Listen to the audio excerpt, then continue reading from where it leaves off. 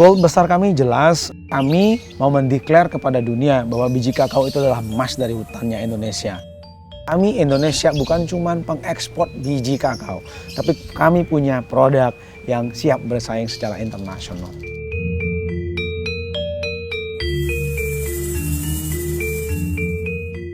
Nama lengkap saya Ida Bagus Nama Rupa. Jadi sehari-hari di Bali saya dipanggil Gus D. Jadi untuk kegiatan di usaha ya, itu saya selaku direktur PT Bali Chocolate dengan brand terbaru kami Jungle Gold. Dulu brand ini Pod Chocolate.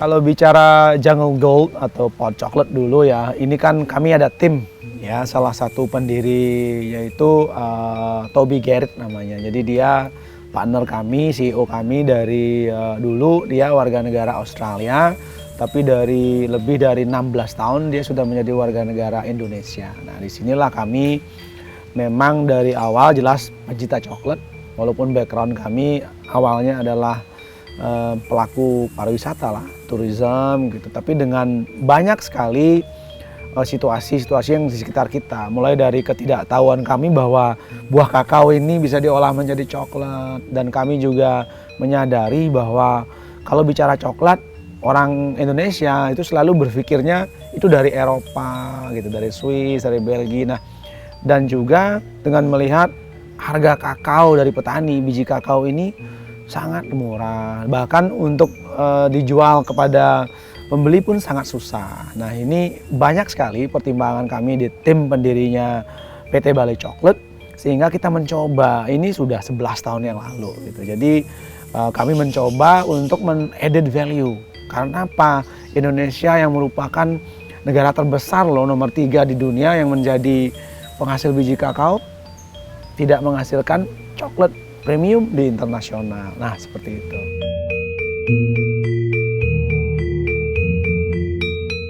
Di dalam proses kita menjadi salah satu pabrik coklat atau chocolate maker, ini ada 3 area yang kita harus develop ya, sehingga bisa menjadi produk seperti yang kita lihat di depan kita sekarang.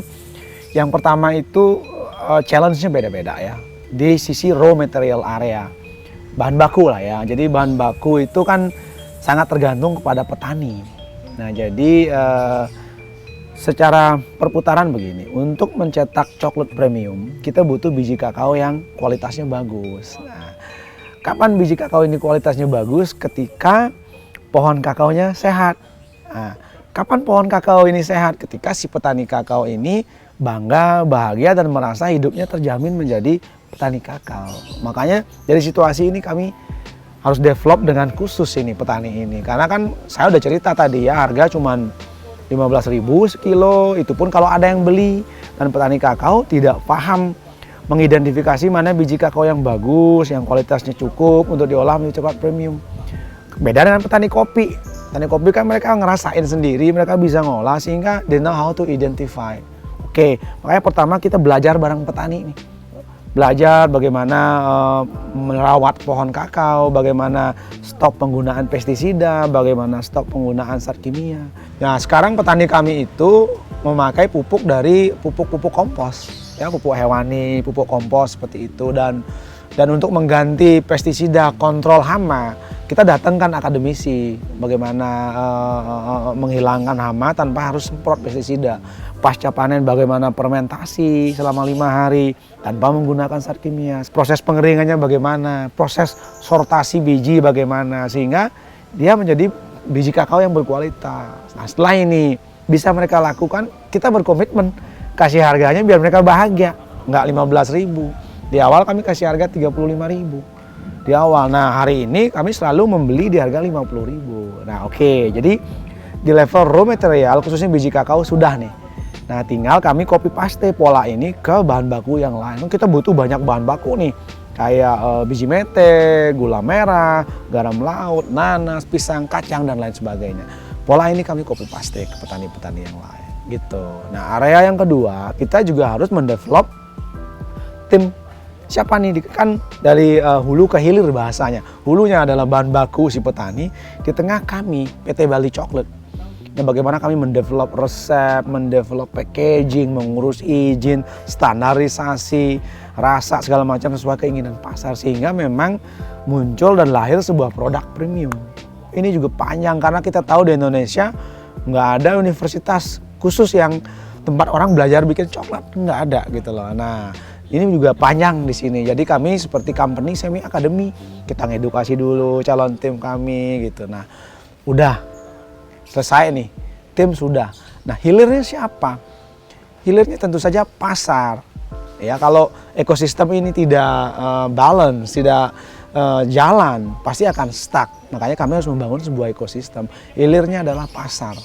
Ada research menarik ya. Di Indonesia orang baru makan coklat 300 gram per orang per tahun. Jadi 0,3 kilo per orang per tahun. Sangat menarik.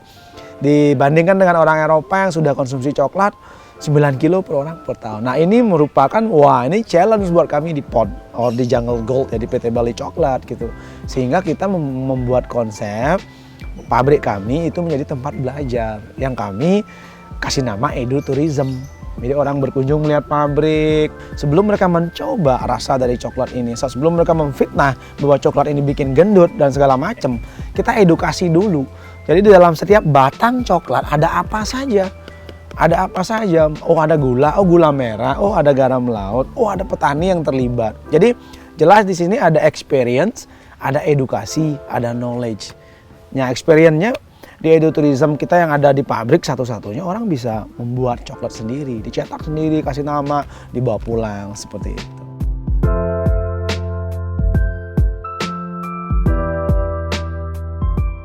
Kita memiliki keunikan yang belum ada di dunia di kategori coklat. Kami satu-satunya pabrik coklat yang fully plant-based. Jadi kami tidak memakai susu hewan di dalam produk-produk coklat bar kami ini. Kecuali produk turunan ya, misalnya kita bikin minuman, kita bikin pastry, apalah yang kekinian mungkin kami kasih option yang ada dairy-nya.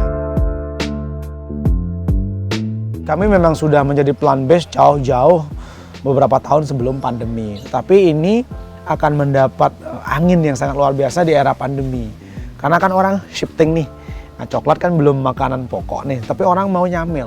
Nah, dia mau mencari camilan yang sehat gitu loh. Terutama mereka-mereka yang suka sport ya, olahraga, exercise. This is the chosen.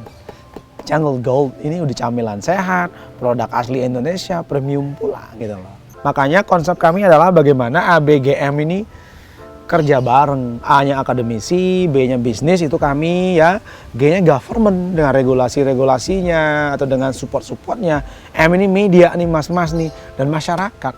Nah, kalau ABGM ini sudah sinkronisasi bareng, saya yakin sebuah ekosistem akan kebangun.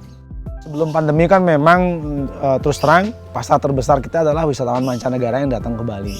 Jadi kalau ekspor kita sudah mulai tetapi memang masih sangat kecil. Nah, produk ini, Jungle Gold ini, dengan upgrade kemasan yang luar biasa, dengan izinnya sudah BP POM, segala macam, we really ready to export.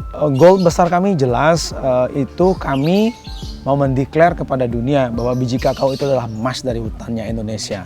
Kalau diolah secara premium dan konsisten. Itu. Jadi kita mau mendeklar bahwa kami Indonesia bukan cuma pengekspor biji kakao, tapi kami punya produk yang siap bersaing secara internasional. Pandemi ini masa yang paling keren dan masa yang penuh opportunity buat milenial sebenarnya. Karena kan dunia ini lagi shifting dari generasi X ke generasi Y dan Z gitu loh. Jadi memang buat para milenial, apapun yang ada dalam mimpi kalian, coba jadikan kenyataan. Karena kalau belum dicoba kita nggak tahu itu indah apa nggak indah. Dan jangan terlalu takut untuk menyebut diri rugi, itu sebenarnya nggak rugi. Itu kan cost of learning, kan learning by doing gitu. Asal disesuaikan dengan kapabilitas secara financial, secara link, secara yang lain-lain gitu. Yang jelas this is a huge opportunity in front of us. Sekarang semua orang punya kesempatan yang sama di era pandemi ini.